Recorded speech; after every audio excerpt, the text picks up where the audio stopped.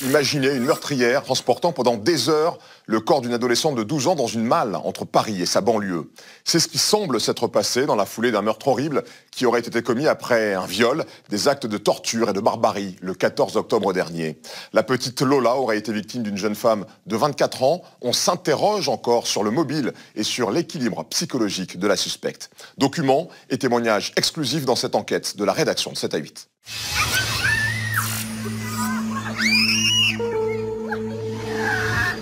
Lola, une petite fille dépeinte par ses proches comme espiègle et joyeuse.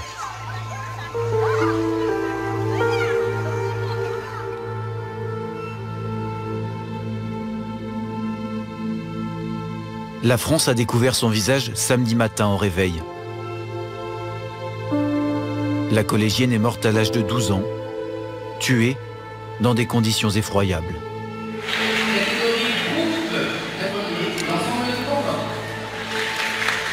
Lola était passionnée de gymnastique. Elle a remporté plusieurs coupes et médailles en aérobic avec son club de Pantin. Comme beaucoup d'ados, elle multipliait les chorégraphies et les postait ensuite sur les réseaux sociaux.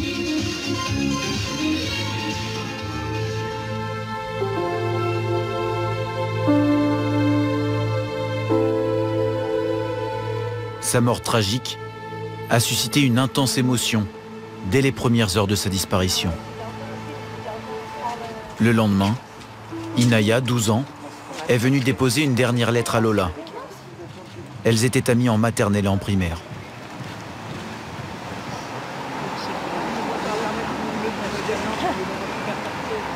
Elle venait chez moi, je venais chez elle. On rigolait, on faisait des bêtises, parfois à deux. Voilà. Et là, tout a disparu. Andrea est la gardienne de l'immeuble voisin. Elle a vu Lola grandir, elle l'a croisée souvent. Je suis triste, j'ai le cœur coupé en deux. J'espère qu'elle partira au ciel. Et qu'on est là pour elle et qu'on va soutenir le papa et la maman. Voici celle qui aurait violé, torturé et tué Lola avant de placer son corps dans une malle. Dabia, 24 ans, une jeune femme en apparence épanouie, ancrée dans son époque. Nous avons retrouvé un de ses anciens petits amis, que l'on voit sur cette vidéo. Ça fait 4 jours que je dors pas et dès que je ferme les yeux, je l'imagine en train de faire ce qu'elle a fait. Donc je savais pas qu'elle était capable de faire ce genre de truc. Je suis toujours choqué. Je comprends rien. Absolument rien.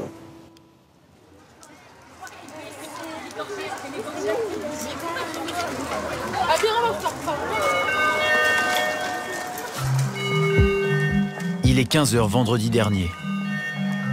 La fin des cours et le début du week-end pour Lola.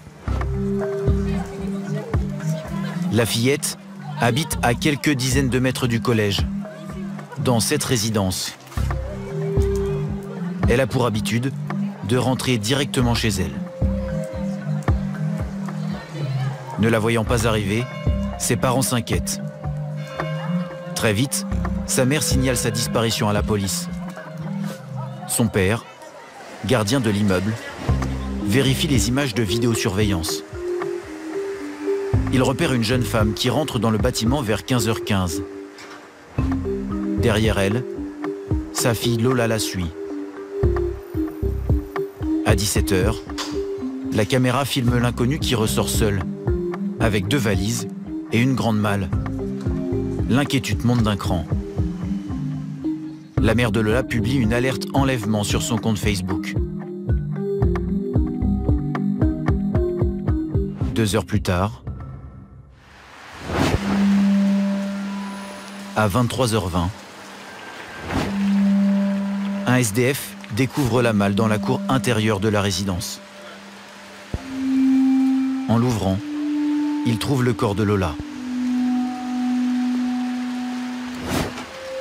Tout le monde se met alors à la recherche de l'inconnu, filmé par la vidéosurveillance.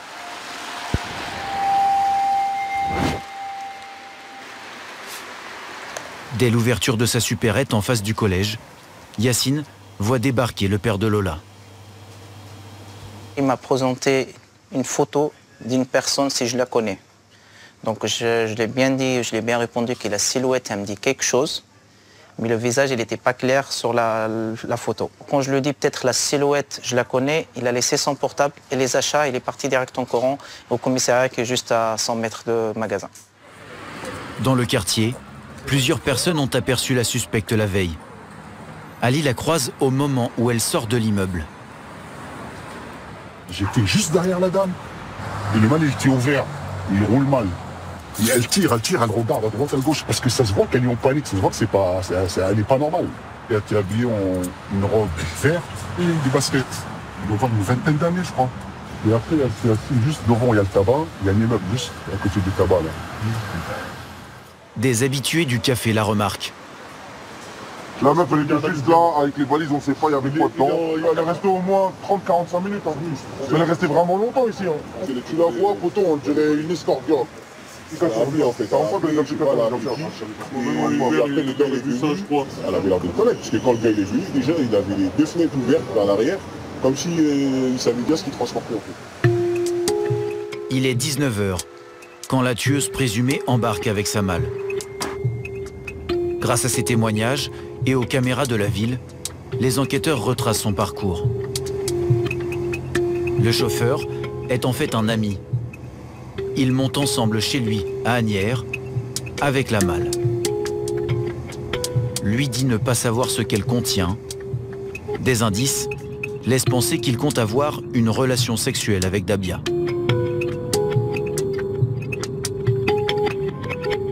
Trois heures plus tard, la tueuse présumée commande un taxi, met la malle dans le coffre et retourne sur les lieux du crime. Elle abandonne le corps dans la cour intérieure et quitte Paris en transport en commun.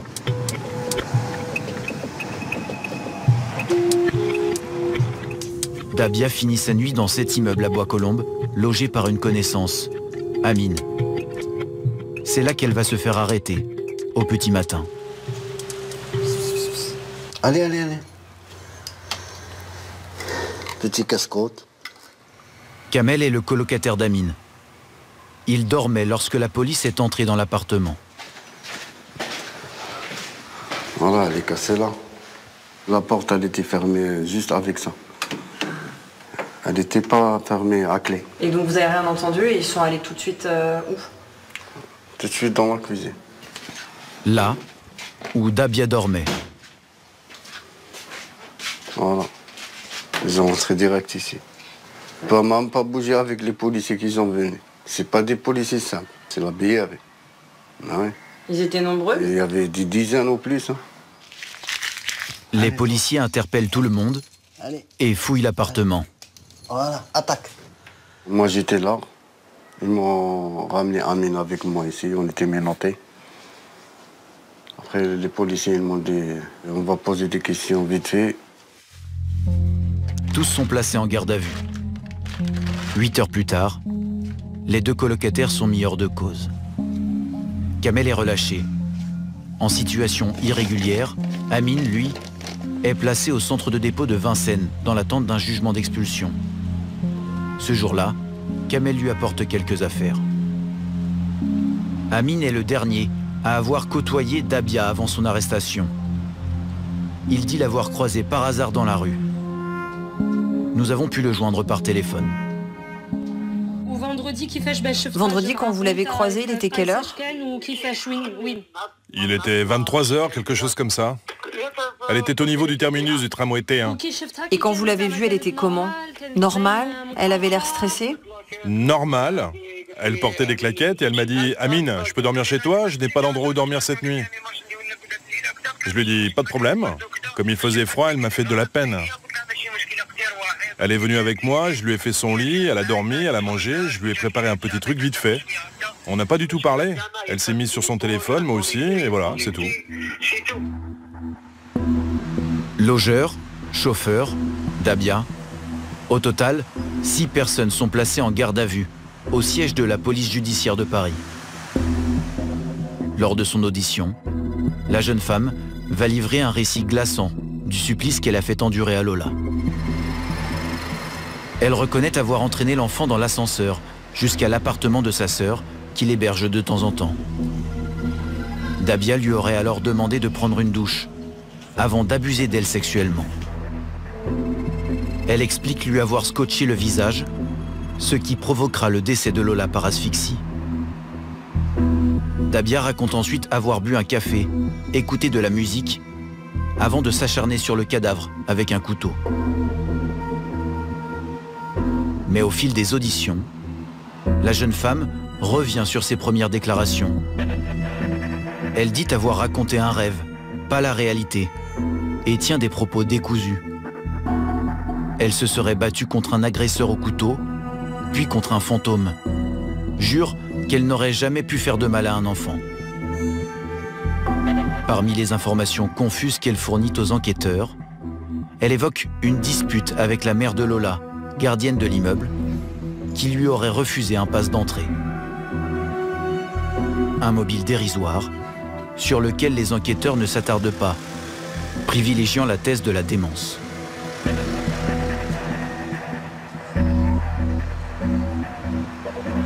Qui était Dabia? La tueuse présumée de 24 ans, ici, en train de se filmer sur les réseaux sociaux.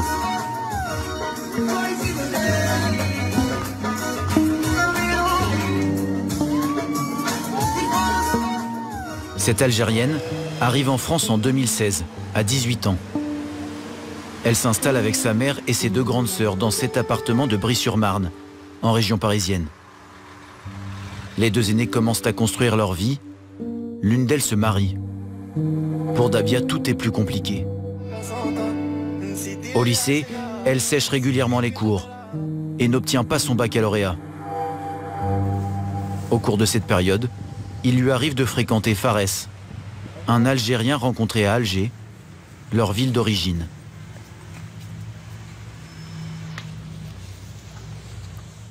Dabia, tout le monde l'appelle Dina, tous les amis proches. Même sa mère l'appelle Dina.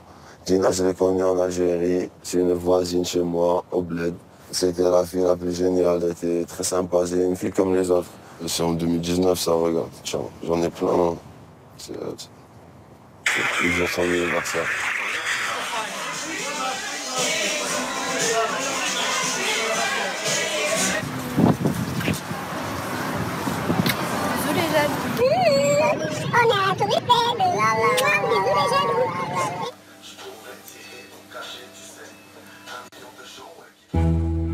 Depuis 2 ans, il a peu de nouvelles. Entre-temps, les parents de Dabia décèdent. Elle fait l'objet d'une obligation de quitter le territoire, car son titre de séjour d'étudiante est expiré. Il y a 15 jours, elle téléphone à Fares.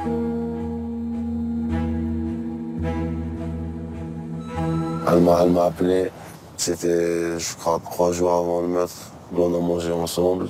Sincèrement, elle avait trop changé. Elle me disait qu'elle avait des visions de sa mère dans ses rêves. Elle voyait sa mère. Et comme si sa mère lui disait des trucs. Mais elle comprenait pas ce qu'elle lui disait sa mère. Et quand elle était avec moi, elle parlait, elle parlait entre ses lèvres. Elle parlait à elle-même. Genre comme si il y avait 2 Dina dans sa tête. Elle parlait avec elle-même. Après, dès que je lui ai dit, oh, t'as dit quoi là? Tu es en train de dire que tu me parles à moi? Non, c'est rien. Je parle toute seule. Avant son procès, Dabia subira des examens psychiatriques. Présumée innocente, elle est incarcérée à la prison de Fresnes et mise en examen pour meurtre et viol avec acte de torture et de barbarie sur mineurs de moins de 15 ans. Son avocat n'a pas souhaité commenter les faits. Elle encourt la prison à perpétuité.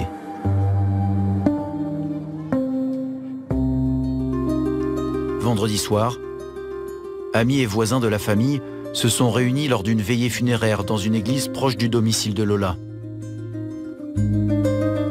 Elle sera inhumée demain à Lillers, dans le Pas-de-Calais, d'où sont originaires ses parents.